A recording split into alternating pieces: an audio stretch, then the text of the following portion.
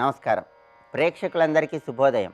ఈనాటి శుభయోగం శీర్షికన దత్తాత్రేయ జయంతి సందర్భంగా ఎలాంటి విధి విధానాలు పాటిస్తే ఎటువంటి ప్రయోజనాలు సిద్ధింపజేసుకోవచ్చో పరిశీలిద్దాం. మార్గశిర మాసంలో వచ్చే పౌర్ణమి తిథిని దత్తాత్రేయ జయంతిగా జరుపుకోవటం అనాదిగా వస్తున్న సంప్రదాయం. జాతకంలో గురుగ్రహ దోషాలున్న వాళ్ళు ఎవరైనా సరే గురుగ్రహ దోషాలు తొలగింపజేసుకోవటానికి ఈరోజు దత్తాత్రేయ స్వామి వారిని ప్రత్యేకమైన విధి విధానాలతో ఆరాధన చేయాలి. గురువు వివాహకారకుడు, గురువు దాంపత్యకారకుడు, గురువు సంతానకారకుడు. కాబట్టి ఎవరికైనా సరే పెళ్ళిళ్ళు ఆలస్యం అవుతున్నా, భార్యాభర్తల మధ్య గొడవలు ఎక్కువగా ఉన్నా, సంతానం కలగటం ఆలస్యం అవుతున్నా, ధనపరమైన సమస్యలున్నా వాటన్నిటి నుంచి బయటపడటానికి, గురుగ్రహ దోషాలన్నీ తొలగింపజేసుకోవటానికి దత్తాత్రేయ జయంతి సందర్భంగా దత్తాత్రేయుల వారిని ప్రత్యేకమైన విధి విధానాలతో పూజించాలి. ముందుగా గృహంలో పూజా మందిరంలో పూజాపీఠం మీద ఒక తెల్లటి వస్త్రాన్ని ఏర్పాటు చేసుకొని ఆ తెల్లటి వస్త్రం మీద దత్తాత్రేయ స్వామి వారి చిత్రపటాన్ని ఉంచాలి. ఆ చిత్రపటానికి తెల్లటి పూలమాలను అలంకరించాలి. దత్తాత్రేయ స్వామి వారికి ప్రీతిపాత్రమైన దీపం 3 ఒత్తుల దీపం.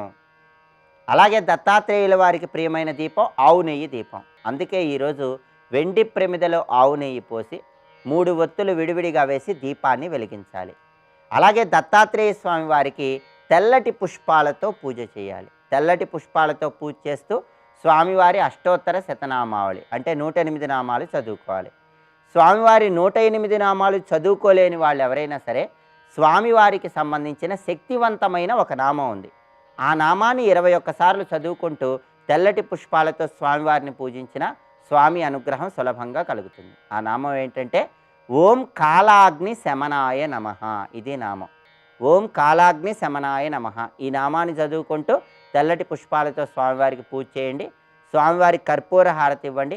స్వామివారి ప్రీతి కోసం రవ్వ లడ్డు కానీ ఏవైనా తెల్లటి పదార్థాలు కానీ అరటి పండు ముక్కలు కానీ నైవేద్యంగా సమర్పించండి. ఇలా చేస్తే దత్తాత్రేయుల వారి విశేషమైన అనుగ్రహానికి ప్రతి ఒక్కరూ సులభంగా పాత్రలు కావచ్చు. అలాగే దత్తాత్రేయ జయంతి సందర్భంగా దత్తాత్రేయుల వారి పూర్తి అనుగ్రహం కలగాలంటే మీకు దగ్గరలో ఉన్నటువంటి ఔదుంబర వృక్షం దగ్గరకు వెళ్ళాలి.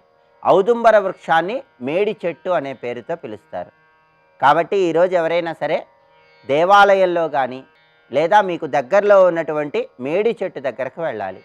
మేడి చెట్టు మొదట్లో కాస్త పసుపు కాస్త కుంకుమ చల్లాలి. మేడి చెట్టు దగ్గర నీళ్లు పోయాలి. మేడి చెట్టు దగ్గర ప్రమిదలో ఆవు నెయ్యి పోసి 3 ఒత్తులు వేసి దీపాన్ని వెలిగించాలి. మీకు వీలైతే మేడి చెట్టు దగ్గరకు వెళ్ళి పసుపు కుంకుమలు చల్లిన తర్వాత ఒక పసుపు రంగు వస్త్రాన్ని మేడి చెట్టుకి కట్టండి, లేదా ఒక పసుపు రంగు దారం తీసుకుని వెళ్ళండి. ఆ పసుపు రంగు దారం 3 సార్లు ఆ మేడి చెట్టుకి చుట్టండి. ఇలా చేస్తే దత్తాత్రేయుల వారి విశేషమైన అనుగ్రహం కలుగుతుంది. ఆ తర్వాత మేడి చెట్టు చుట్టూ వీలైనన్ని ప్రదక్షిణలు చేయండి. 21 ప్రదక్షిణలు చేస్తూ శ్రీ దత్త శరణం మమ అని జపించుకున్నట్లయితే దత్తాత్రేయుల వారి విశేషమైన అనుగ్రహానికి ప్రతి ఒక్కరూ సులభంగా పాత్రలు కావచ్చు. అలాగే గురు మహాదశ నడుస్తున్నా, గురు అంతర్దశ నడుస్తున్నా, లేదా రాశికి గోచార పరంగా గురువు దోషయుక్తమై ఉన్న గురుగ్రహం పరిపూర్ణంగా యోగించాలంటే ఈరోజు దత్తాత్రేయ జయంతి సందర్భంగా శనగలను దారంతో దండలాగా కట్టి ఆ శనగల దండను దేవాలయంలో దత్తాత్రేయుల వారి విగ్రహానికి అలంకరించండి. ఎవరైతే దత్త జయంతి సందర్భంగా శనగల దండ దత్తాత్రేయుడి విగ్రహానికి అలంకరిస్తారో వాళ్ళు గురుగ్రహం విశేషమైన అనుగ్రహాన్ని పొందుతారు. గురుగ్రహ దోషాలని తొలగింపజేసుకొని సకల శుభాలను సిద్ధింపజేసుకోవచ్చు. అలాగే ఈరోజు దత్తాత్రేయుల వారిని ప్రత్యేకమైన పుష్పాలతో పూజించడం ద్వారా కూడా సకల శుభాలను సిద్ధింపజేసుకోవచ్చు. ఎవరైనా ఉద్యోగం కావాల్సిన వాళ్ళు, తొందరగా ఉద్యోగం రావాలన్నా, పెళ్ళిళ్ళు ఆలస్యం అవుతున్న వాళ్ళు తొందరగా పెళ్ళిళ్ళు కావాలన్నా పసుపచ్చటి చామంతి పూలతో ఈరోజు దత్తాత్రేయుల వారి చిత్రపటానికి పూజ చేయండి. అలా చేస్తే తొందరలోనే ఉద్యోగం వస్తుంది, పెళ్ళిళ్ళు తొందరగా జరుగుతాయి. అలాగే దీర్ఘాయుర్దాయాన్ని సిద్ధింపజేసుకోవాలంటే ఈరోజు మల్లెపూలతో దత్తాత్రేయుల వారిని పూజించండి. ఇలా ప్రత్యేకంగా దత్తాత్రేయ జయంతి సందర్భంగా స్వామివారిని పూజించండి. సకల శుభాలను సిద్ధింపజేసుకోండి. రేపటి శుభయోగం శీర్షికన రమణ మహర్షి జయంతి కోరల పౌర్ణమి సందర్భంగా ఎలాంటి విధి విధానాలు పాటించాలో, తద్వారా ఎలాంటి ప్రయోజనాలు సిద్ధింపజేసుకోవచ్చో పరిశీలిద్దాం. నమస్కారం.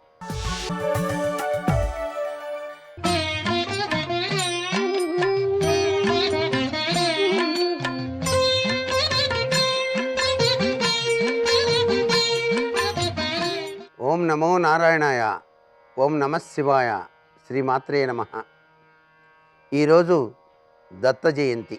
అత్రి అనసూయలకు జన్మించినటువంటి అత్యంత అమోఘమైనటువంటి అవతార స్వరూపం, త్రిమూర్త్యాత్మక స్వరూపం దత్తాత్రేయుల వారు. ఈ రోజున దత్త జయంతి సందర్భంగా ఆ స్వామివారిని మనఃపూర్వకంగా ధ్యానం చేయాలి. ఆ ధ్యానం చేస్తున్నంతసేపు కూడాను దత్తశరణం మమ అని చెప్పేసి అనుకోవటం ప్రతి ఒక్కరూ పాటించవలసినటువంటి నియమానుసారం. ఔదంబర వృక్షం అత్యంత విశిష్టవంతమైంది కాబట్టి ఔదంబర వృక్షం వద్దనే దత్తపాదుకలు ఉంటాయి. దాని చుట్టూతా కూడాను 21 ప్రదక్షిణాలు నిర్వహించి దత్తశరణం మమ దత్తశరణం మమ అంటూ శ్రీపాద శ్రీవల్లభత్వం సదైవ శ్రీ దత్తాత్మన్పాహి దేవాదిదేవ భావగ్రాహి క్లేశానుసుకీర్తి ఘోరాత్కష్టాధ్రాస్మాన్ నమస్తే. ఘోరవంతమైనటువంటి కష్టాల కడల నుంచి మమ్మల్ని ఉద్ధరించడానికి ఆవిర్భవించిన విష్ణుమూర్తి అవతార స్వరూప, త్రిమూర్తి అవతార స్వరూప దత్తాత్రేయ నాయన అనుగ్రహించవలసింది అంటూ ప్రార్థించి తరిద్దాం. అంతేకాకుండా 10 మంది బీదలకు అన్నదానం వంటి కార్యక్రమాన్ని గనక ఈరోజు గనక నిర్వహించినట్లయితే ఆ దత్తప్రభు తన దివ్యవంతమైన దివ్యానుగ్రహ తత్వాన్ని మనకు ప్రసాదిస్తాడు. దిగంబర దిగంబర అంటూ ఆ స్వామిని ధ్యానం చేసేటువంటి వారు ఆధ్యాత్మిక ఉన్నత స్థితికి చేరేటువంటి మహిమాన్వితమైన తత్వం. ఎవరైతే దత్తాత్రేయుల వారిని నిష్ఠగా ధ్యానం చేస్తారో వారికి కర్మ విధ్వంసన జరిగి తీరుతుంది. కర్మమున పుట్టు జీవుడు కర్మమున గలుగు సుఖదుఖములోని కదా. మరి జన్మ లేకుండా జీవన్ముక్తి తత్వాన్ని సాధించాలనుకునేటువంటి వాళ్ళు దత్త గీతను, దత్తాత్రేయ గురుచరిత్రను తప్పనిసరిగా పఠనం చేయాలి. దత్త శరణం మమ అంటూ దత్త దేవుని ఎవరైతే నిత్యం కూడా స్మరిస్తారో వారు జీవన్ముక్తులవుతారు. సర్వే జనా సుఖినో భవంతు.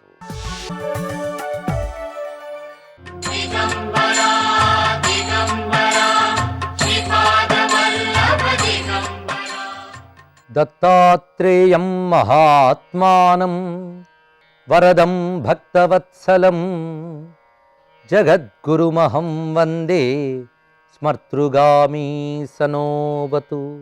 శివాయ గురవే నమః. శ్రీమాత్రే నమః. శ్రీ విష్ణురూపాయ నమః శివాయ. శ్రీ దత్తాత్రేయాయ నమః. ఈరోజు దత్త జయంతి. నారాయణుడు ధరించినటువంటి ఆచార్యావతారం దత్తావతారం. ఇది నారాయణావతారం అయినప్పటికీ కూడా త్రిమూర్త్యాత్మకమైన నారాయణావతారం అని భావించాలి. పైగా ఇది నారాయణ యొక్క అవతారముల్లో 6వ అవతారంగా భాగవతం వర్ణించి చూపించింది.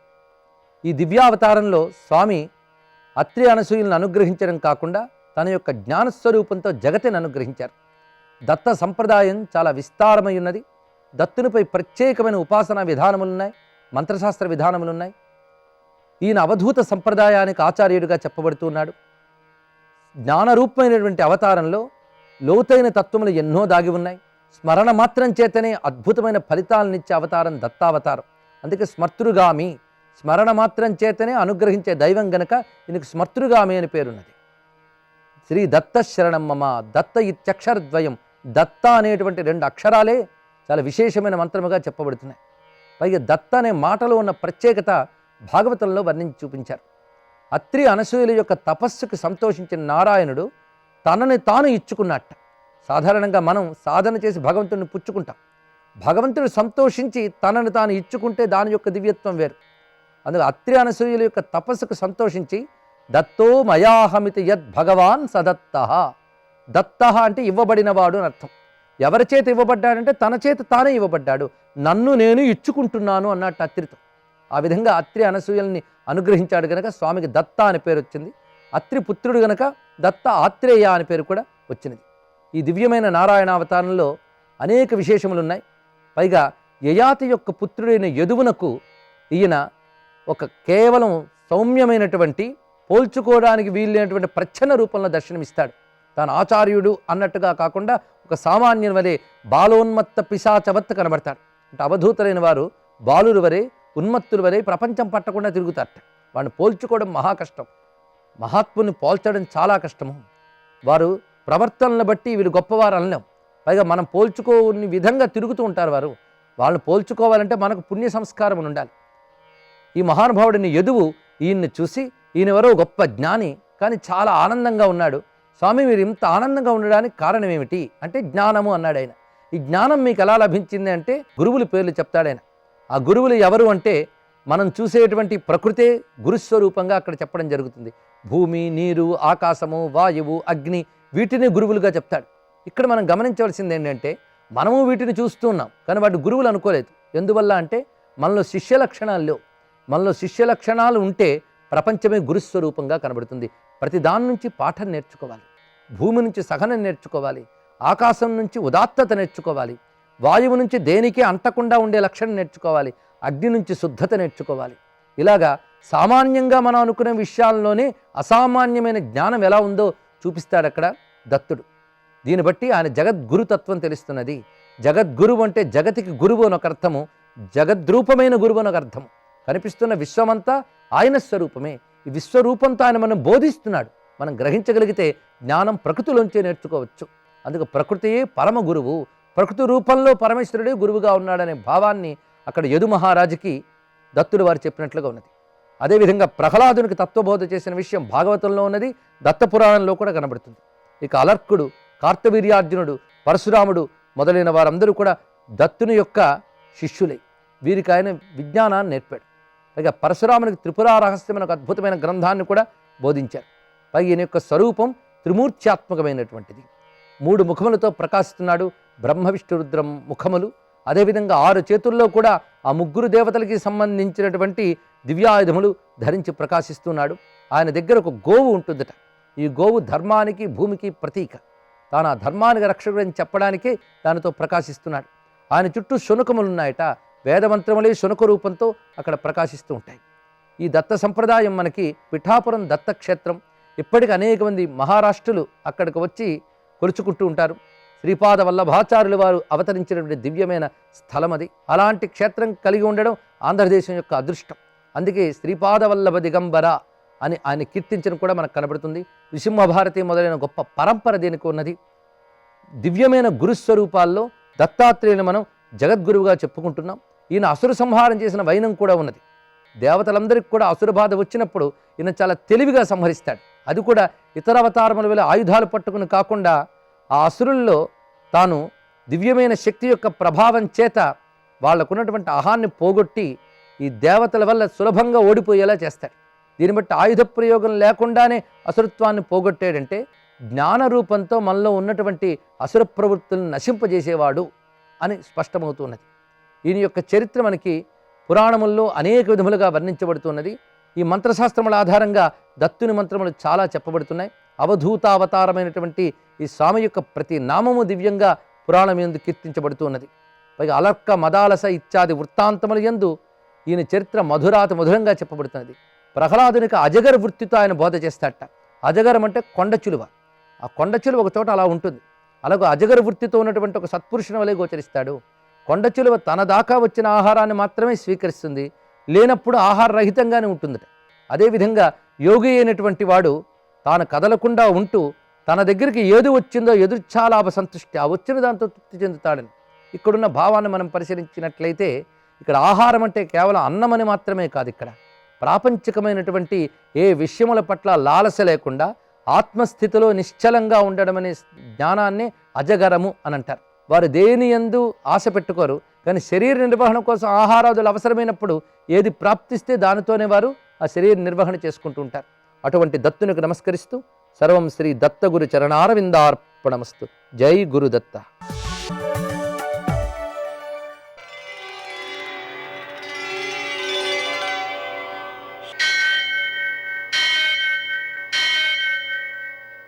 సహస్రశీరుషం దేవం విశ్వాక్షం విశ్వశంభువం విశ్వం నారాయణం దేవమక్షరం పరమం పదం విశ్వతః పరమాం నిత్యం విశ్వం నారాయణగుం హరిం విశ్వమేవేదం పురుషస్తద్విశ్వముపజీవతి पतिं विश्वस्यात्मेश्वरगुं शाश्वतगुं शिवमच्युतं नारायणं महाज्ञेयं विश्वात्मानं परायणम्।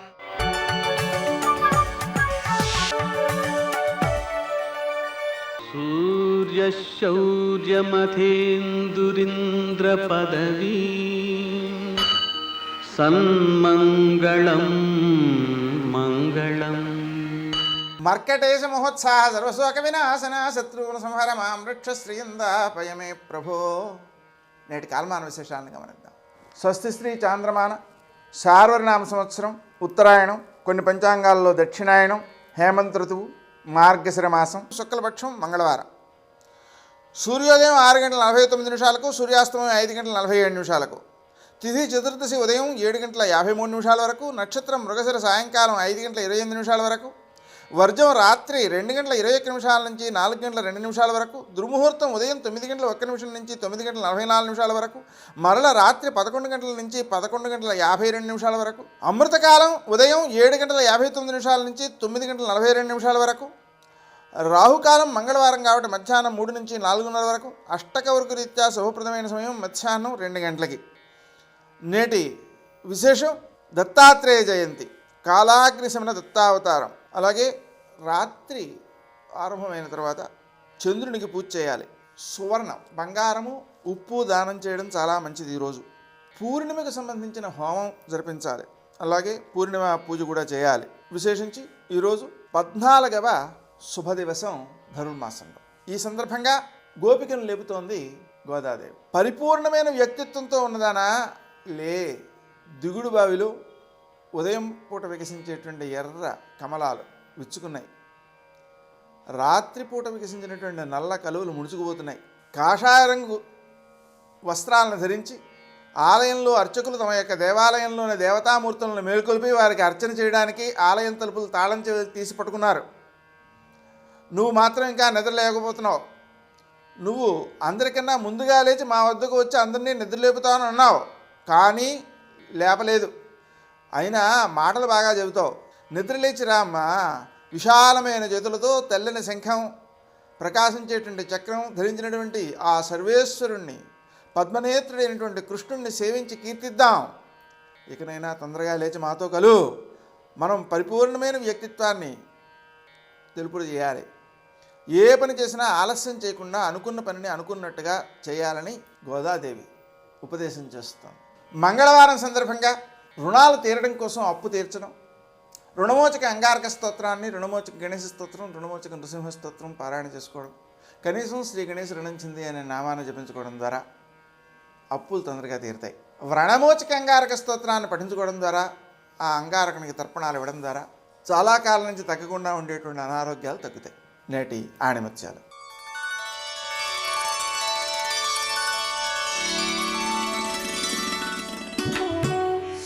పదవి ఉందని ఇతరులను పలుచన చేయకు. పదవిలో ఉన్నప్పుడు సహజత్వం కోల్పోతే ఆ మనిషి పశువుతో సమానం.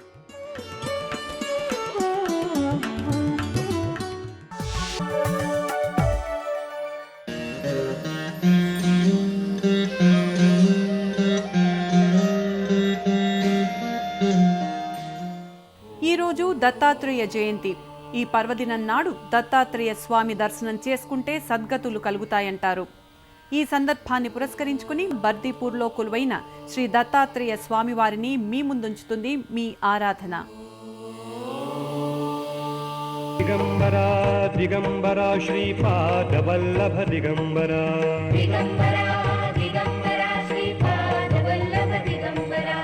అనసూయాత్రి సంభూతుడు, భక్త వరదుడు, దయార్ద్ర హృదయుడు, సర్వసిద్ధిప్రదుడు, సకల జన శారీరక మానసిక బాధా నివారకుడు శ్రీ దత్తాత్రేయ స్వామి. ఆయనకు స్మర్తృగామి అని పేరు. స్మరిస్తే చాలు లభ్యమవుతాడు. కేవలం స్మరణ మాత్రం చేత ప్రసన్నుడయ్యే స్వామిగా దత్తాత్రేయుడు సుప్రసిద్ధుడు.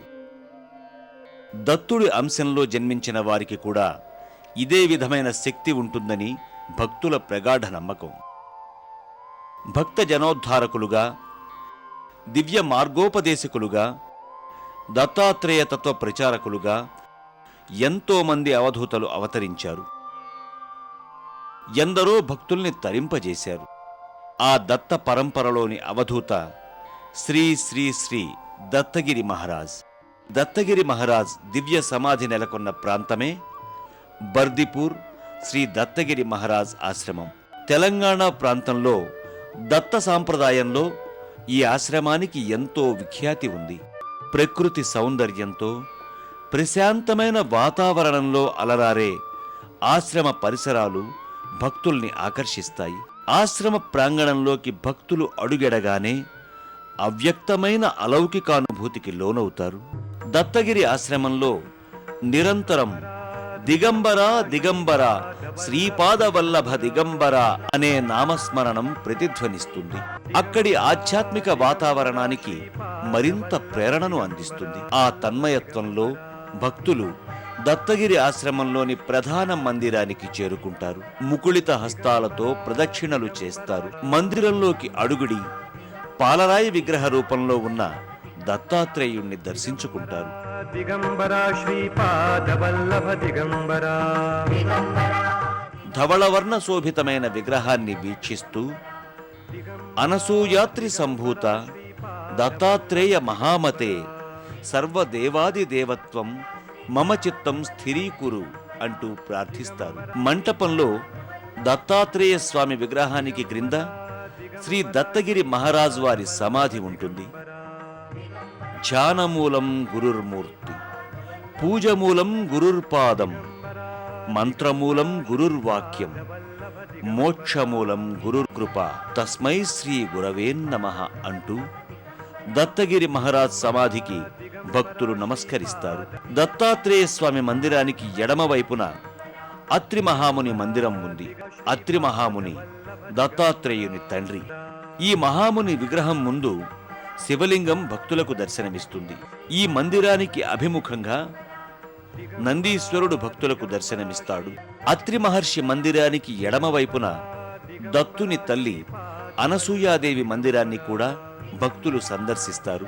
మాతాపితృ సమేతంగా దత్తాత్రేయుడు దత్తగిరి మహారాజ్ ఆశ్రమంలో భక్తుల్ని అనుగ్రహిస్తున్నాడు.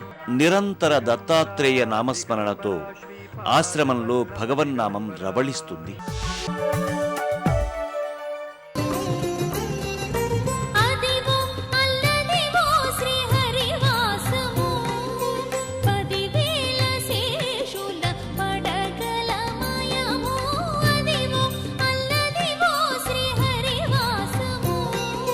నేను నా భార్యని బిడ్డని ఇక్కడ విడిచిపెట్టేస్తాను.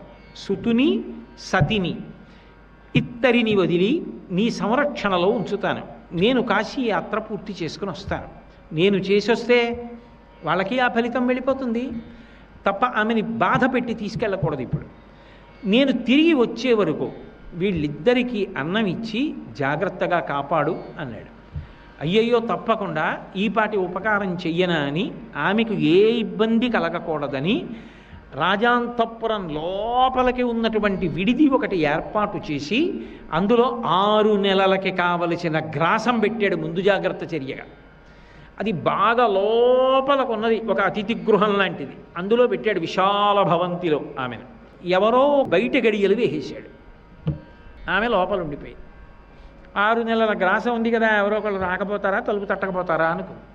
ఆమె గర్భిణీ అయిన కారణం చేత రోజు రోజుకి లోపల శిశువు పెరిగింది. ఆమెకి ప్రసవం అయిపోయింది, ఆడపిల్ల పుట్టింది. ఆ లోపలే ఆవిడ ఉండిపోయింది. కొన్నాళ్ళకి గ్రాసం అయిపోయింది. గ్రాసం అయిపోతే ఆమె తలుపులు తట్టి పెద్దగా అరిచింది. ఎవ్వరికీ వినపడలేదు. ఆమె లోపల ఉన్నదన్నమాట మరిచిపోయారు. ఆమె మరణించింది. ఆ పిల్ల చనిపోయింది, పిల్లవాడు చనిపోయాడు. చనిపోయి తోలంతా ఎండిపోయి అస్థిపంజరాలు బయటకు వచ్చేసాడు. కాశీయాత్ర వెళ్ళిన వాడు అంత తొందరగా రాగలడా? ఆయన ఏదో కొంతకాలం అయిన తర్వాత తిరిగి వచ్చాడు.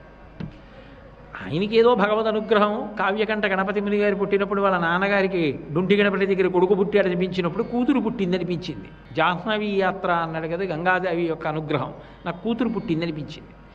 ఆయన ఇంటికి వచ్చి తొండమాన్ చక్రవర్తి రాజ్యానికి వచ్చి, మహారాజా నీ దగ్గర నా భార్యని బిడ్డని విడిచిపెట్టి వెళ్ళాను, ఆడపిల్ల పుట్టిందనుకుంటున్నాను, చాలా ఆత్రంగా ఉంది మనసులో, కలుసుకోవాలని. ఏరి నా భార్యా బిడ్డలు అన్నాడు. ఉలిక్కి పడ్డాడు తొండమాన్ చక్రవర్తి. ఉలిక్కిపడి అబద్ధం ఆడాడు. నిన్ననే నా భార్య అంతఃపుర పరివారం కలిసి వెంకటాచలం వెళ్ళారు వెంకటేశ్వర దర్శనానికి. వాళ్ళతో కలిసి నీ భార్య కూడా పల్లకీలో వెళ్ళింది పిల్లలతో. వచ్చేస్తుంది రేపు. ఉచిత భవనం ఇస్తాను, నీకు తగిన భవనం, ఆహార పదార్థాలు ఇస్తాను, వండుకుని తిని సేద తీరు, వచ్చేస్తారన్నాడు. అని గబగబా సేవకుల్ని పిలిచి వాళ్ళని పిలుచుకు రండి అన్నాడు. ఎలా ఉన్నారో చూసి రండి, గర్భిణి, ఆమె గురించి నేను పట్టించుకోలేదు, మరిచిపోయానన్నాడు. వాళ్ళు గబగబా వెళ్ళి తలుపులు తీసి చూశారు. లోపల అస్థిపంజరాలు ఉన్నాయి 3. తోలు కూడా ఎండిపోయింది. వాళ్ళు వెనక్కి వచ్చి రాజుకి చెప్పారు. రాజు గడగడ వణికిపోయాడు. ఏ శాపం తగులుతుందో అని బెంగ పెట్టుకుని పాపభీతితో ఆ రోజు రాత్రి సొరంగ మార్గంలో ఆనంద నిలయానికి వెళ్ళాడు. వెంకటేశ్వరుడు అప్పటి వరకు మాట్లాడాడు. తొండమాన్ చక్రవర్తికి ప్రత్యేకం ఏకంగా రాజాంతఃపురంలోంచి ఒక సొరంగం ఉండేది ఆనంద నిలయానికి.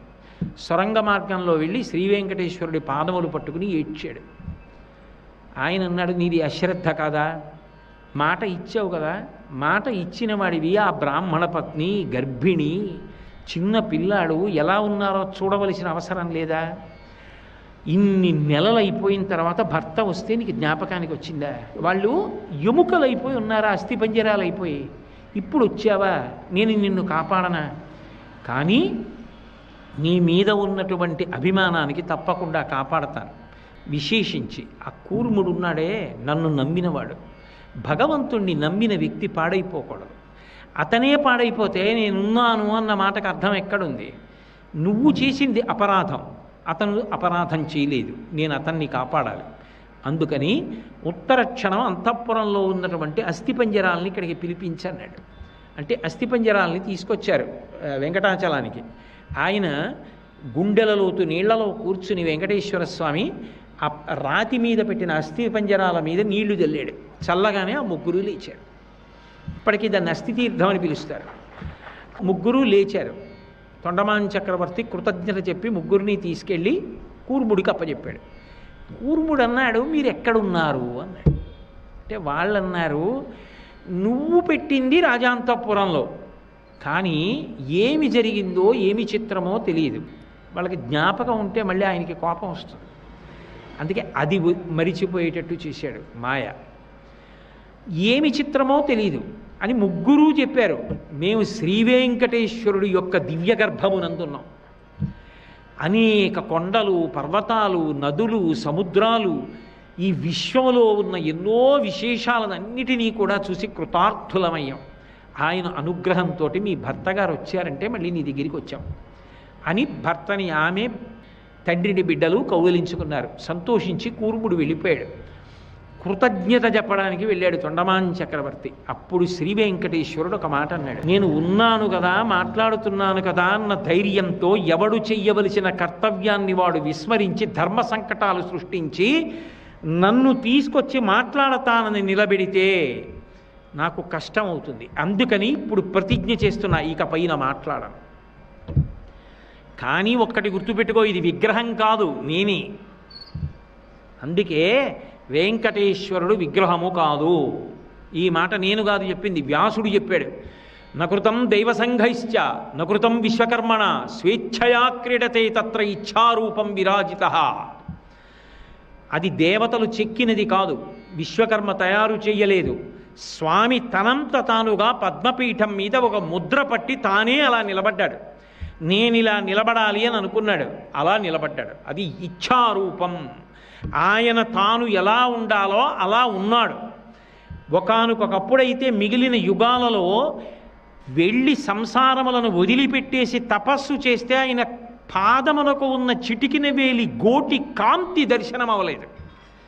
ఈ యుగంలో మన అదృష్టం ఏమిటంటే ఆపాదమస్తకం చూడ్డానికి అనుగ్రహించాడు.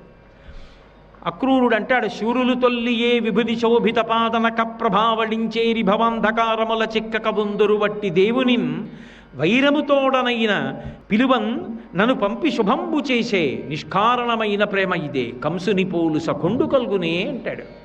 ఆయన కాలి గోటి కాంతి కనపడేది కాదు ఒకప్పుడు. ఈ యుగంలో కలి ఎంత బాధ పెట్టడానికి ప్రయత్నిస్తాడో ఆయన అంత దివ్యానుగ్రహం ఇచ్చాడు.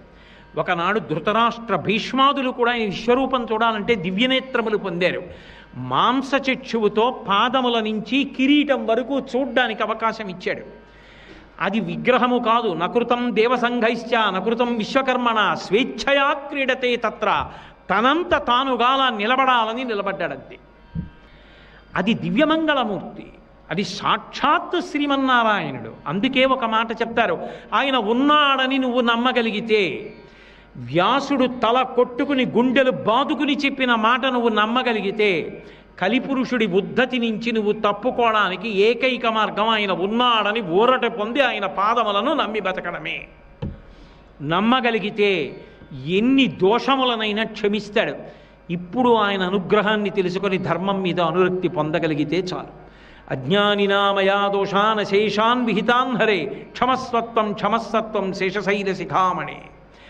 అంతటి దయాశీలి అయి, అంతటి కరుణామూర్తి అయి, అన్ని అవతారముల యొక్క సమాహార స్వరూపమై నిలబడ్డాడు. అందుకే కృష్ణావతారానికి కొనసాగింపయ్యాడు. ఆయనే ఎన్నో చోట్ల చెప్పుకున్నాడు, ఈ అవతారం కృష్ణావతారానికి కొనసాగింపు అని చెప్పాడు. కృష్ణావతారం పరిపూర్ణావతారం. అందుకే ఒక్క వెంకటేశ్వర దర్శనం సమస్త దేవతా దర్శనం. సర్వం శ్రీ ఉమామహేశ్వర పరబ్రహ్మార్పణమస్తు. స్వస్తి.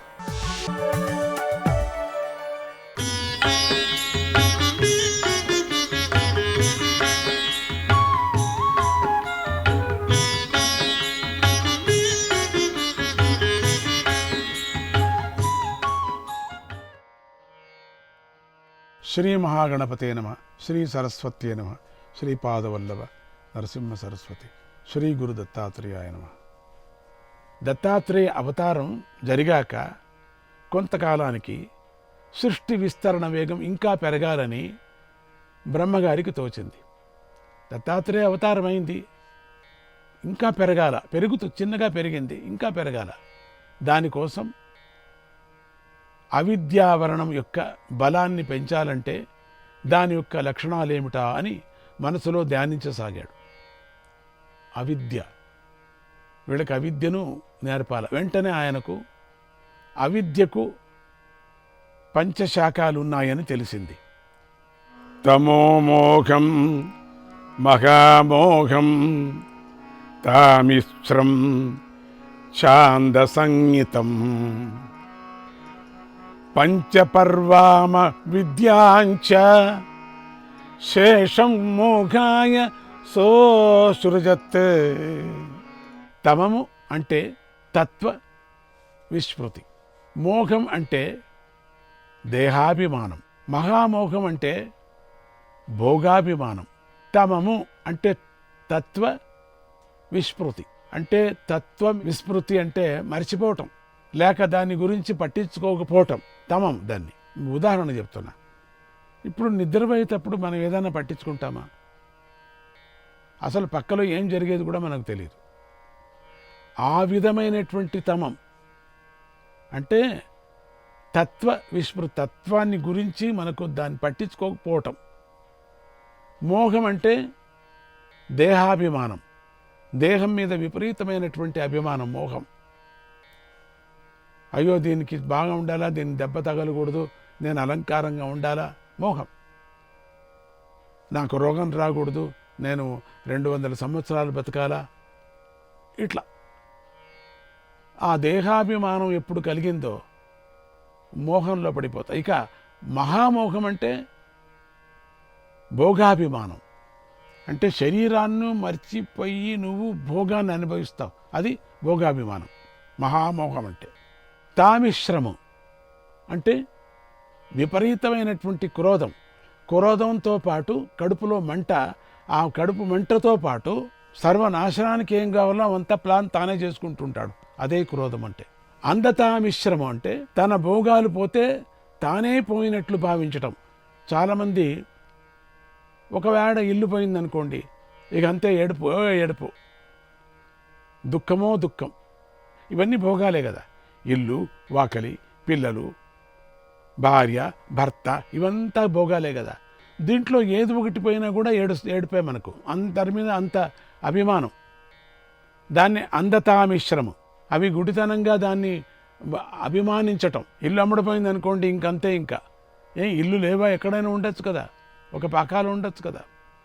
అంతటితో తృప్తి పడాడు. ఇక దాన్ని అనుకుంటాడు, నేను ఎంత కష్టపడి కట్టాను.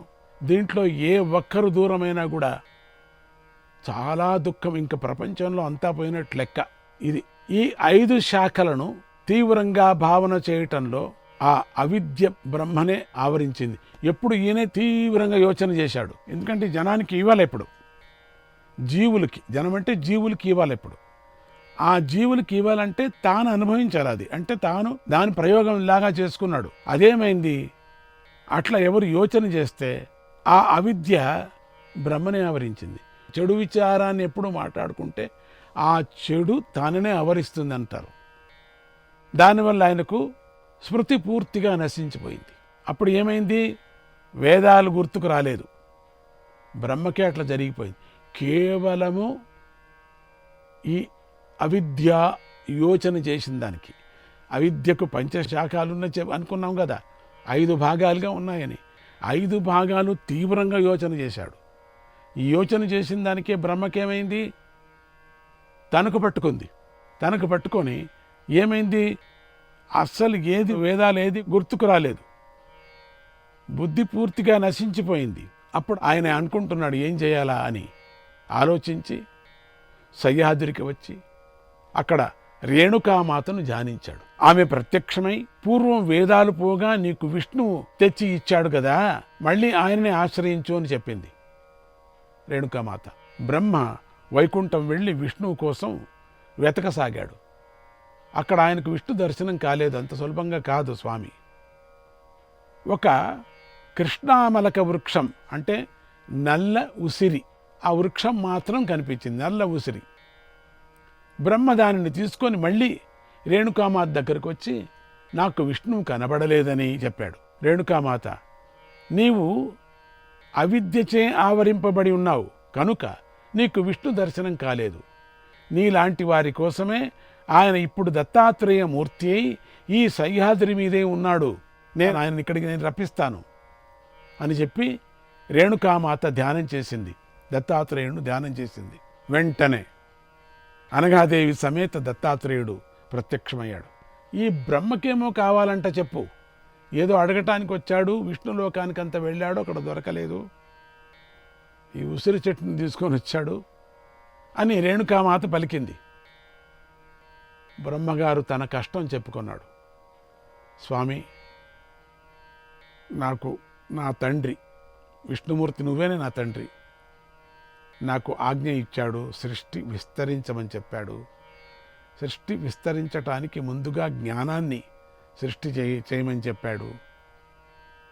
అప్పుడు గురువు అనేటువంటి జ్ఞానాన్ని సృష్టి చేసి జరిగింది. ఇప్పుడు అజ్ఞానాన్ని సృష్టి చేయాలి, లేకపోతే ఈ సమస్త జీవరాశులకు కూడా బయట రారు కదా.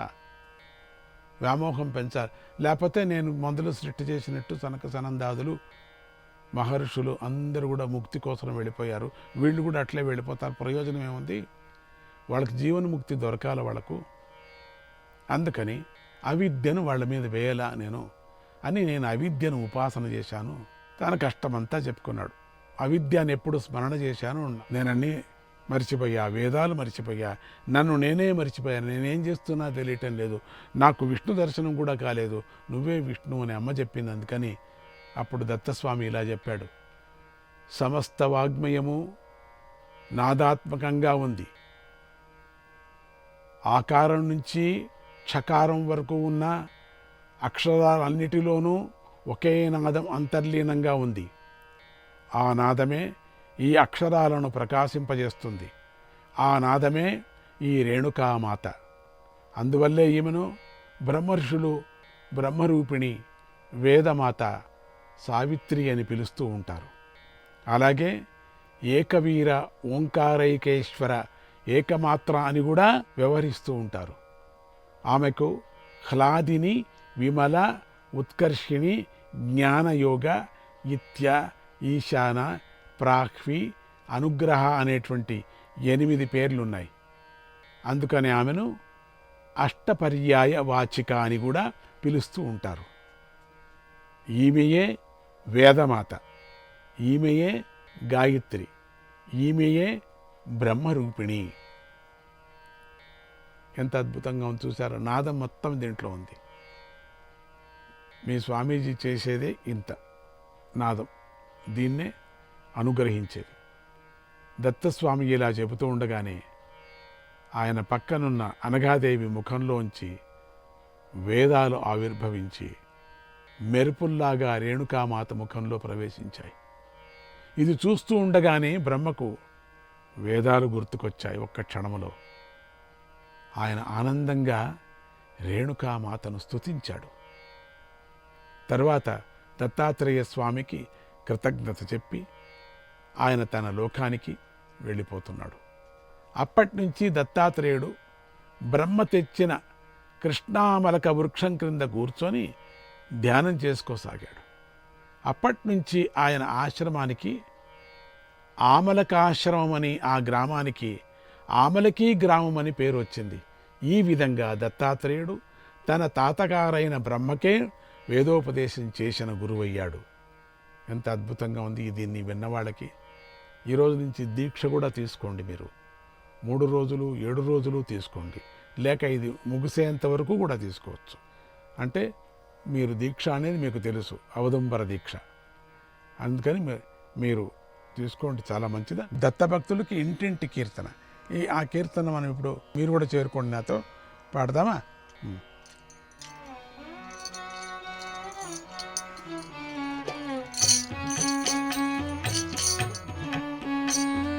దత్తాత్రేయ త్రిమూర్తి రూప త్రిభువన లోక రక్షక.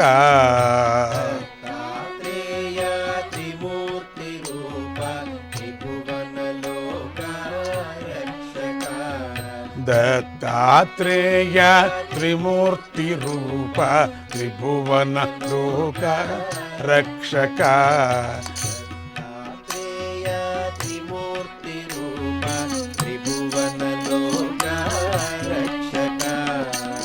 కామధేను కల్పవృక్ష కామిత ఫలదాయక. కామధేను కల్పవృక్ష కామిత ఫలదాయక. కామధేను కల్పవృక్ష కామిత ఫలదాయక.